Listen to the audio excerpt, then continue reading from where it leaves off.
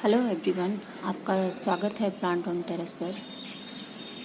तो गार्डन में जो प्लांट्स हम लगाते हैं तो उसकी अच्छी ग्रोथ और अच्छी ब्लूमिंग के लिए हमें समय समय पर फर्टिलाइज़र देने की ज़रूरत होती है जो उसकी ग्रोथ और ब्लूमिंग को बढ़ा सके।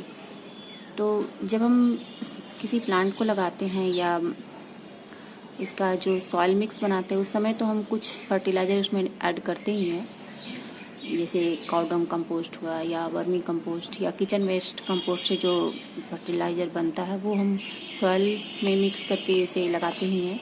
लेकिन फिर भी इसके अलावा भी हमें कुछ लिक्विड फर्टिलाइज़र देने की कुछ समय समय पर ज़रूरत पड़ती है, जिससे इसकी ग्रोथ और उसमें जो फूल खिलने की प्रक्रिया है वो अच्छी हो सके और ज़्यादा मात्रा में फ्रूटिंग या फ्लावरिंग हो सके।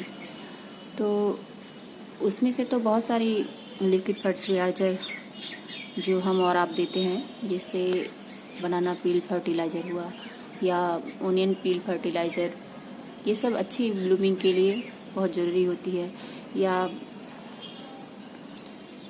जो काउ डंग कंपोस्ट होता है उसका भी हम पानी में घोलकर उसे भी लिक्विड बनाकर उसमें डालते ही हैं, या उसकी टी जो कंपोस्ट की टी होती है वो भी डालते ही हैं। तो उन्हीं में से एक होता है वो मस्टर्ड केक फर्टिलाइज़र। आज मैं उसी के बारे में बात करने वाली हूँ। और आप देख सकते हैं मेरी अभी बहुत सारे प्लांट में बहुत ब्लूमिंग हो रही है। ये बालसम का प्लांट है, इसमें भी अच्छी जितने भी फ्लावर लगे हुए हैं ये सीड से ग्रो हुए हैं, तो इसमें अच्छी फ्लावरिंग हो रही है। ये मैक्सिकन पिटूनिया है, इसमें भी अच्छी ग्रोथ हो रही है।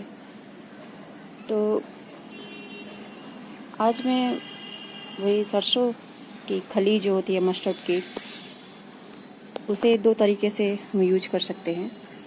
तो एक तो आप जब सॉइल मिक्स बनाते हैं तब आप उसमें उसको पाउडर फॉर्म में डाल सकते हैं थोड़ी मात्रा में।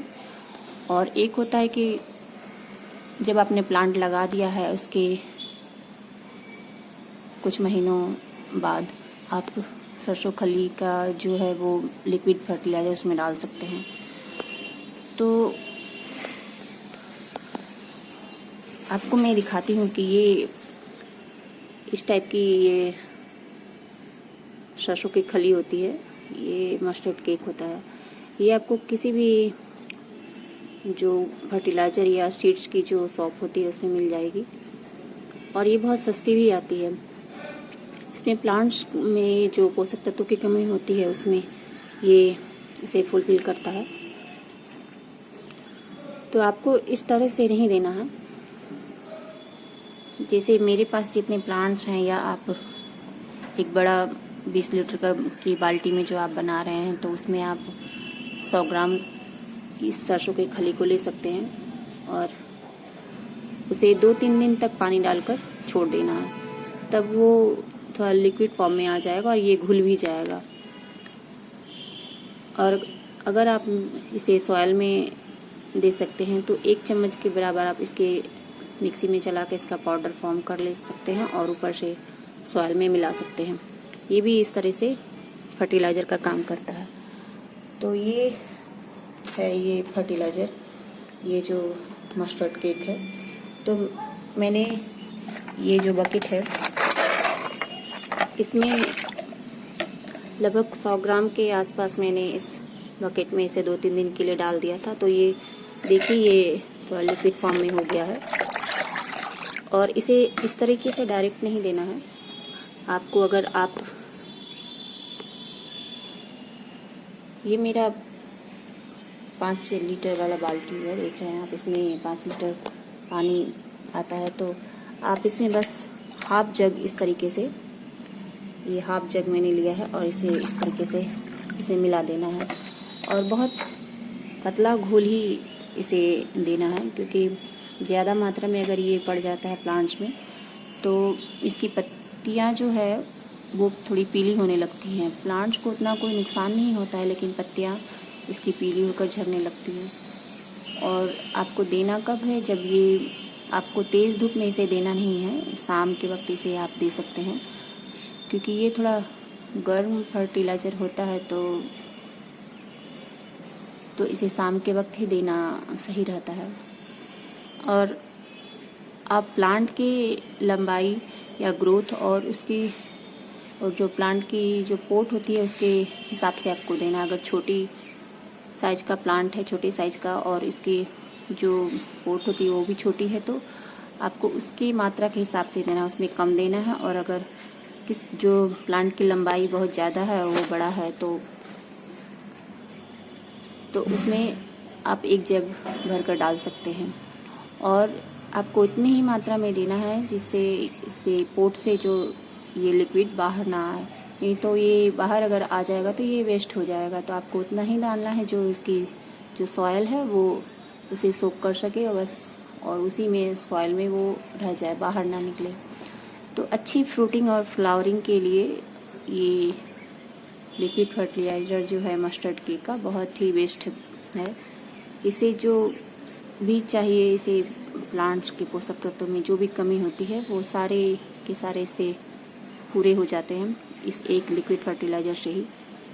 तो मैं तो 6 महीने में एक बार, मतलब जो 1 साल में 2 बार ही डालती हूँ इसको, क्योंकि बीच बीच में और भी कुछ लिक्विड फर्टिलाइज़र है जो वो डालती हूँ, जैसे कि बनाना पील फर्टिलाइज़र या ओनियन पील फर्टिलाइज़र या काउडंग कंपोस्ट का जो फर्टिलाइज़र होता है वो कभी कभी डालती हूँ। तो इसे मैं साल में बस 2 बार ही डालती हूँ। तो चलिए अब आपको बताती हूँ कि आपको डालना कैसे है। तो ये आप देख सकते हैं कितना लिक्विडी फॉर्म में है, ये बहुत ही पतला है ये। तो आप इसे विंटर फ्लावर और समर फ्लावर प्लांट दोनों में डाल सकते हैं। तो कुछ मैंने जो क्राइसेंथेमम के फ्लावर को जो मैंने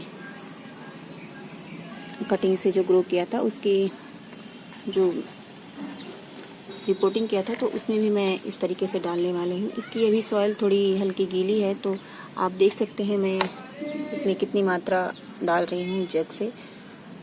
और आप इसका स्पोर्ट की साइज़ भी देख सकते हैं और प्लांट्स की भी साइज़ देख सकते हैं। तो आपको उसी हिसाब से डालना है जिससे बस ये इसमें सोख कर रह जाए।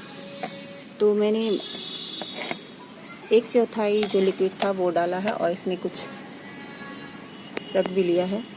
बस आपको इतना ही डालना है। और ये प्लांट आप साइज़ पोट का देख सकते हैं कितना बड़ा है, और ये प्लांट्स की ग्रोथ भी है। तो आपको बस इसमें हाफ जग डालना है, ये देखिए। बस आप इतनी ही मात्रा में इस तरीके से डाल दें। तो आपका प्लांट जितना बड़ा है और उसकी स्पोर्ट की साइज़ कितनी है उस हिसाब से आप डाल सकते हैं। जैसे मैंने इस छोटे छोटे जो बोटल प्लांट में प्लांट्स लगाया है, ये रोज़ की है, इसकी बहुत सारे ब्रांचेस हैं, ये थोड़ी बड़ी है, लेकिन फिर भी मैं इसमें इसके पोट के साइज़ के हिसाब से इसमें बहुत ही कम मात्रा में डालना है मुझे, जिससे ये पोट से बाहर ना जा सके, बस इसके सॉइल में मिलकर ही रह जाए। तो आज की वीडियो में बस इतना ही। Thanks for watching. प्लीज़ मेरे वीडियो को लाइक कीजिए, शेयर कीजिए और मेरे चैनल को सब्सक्राइब कीजिए और कमेंट कर बताइए आपको कैसा लगा। Thank you for watching.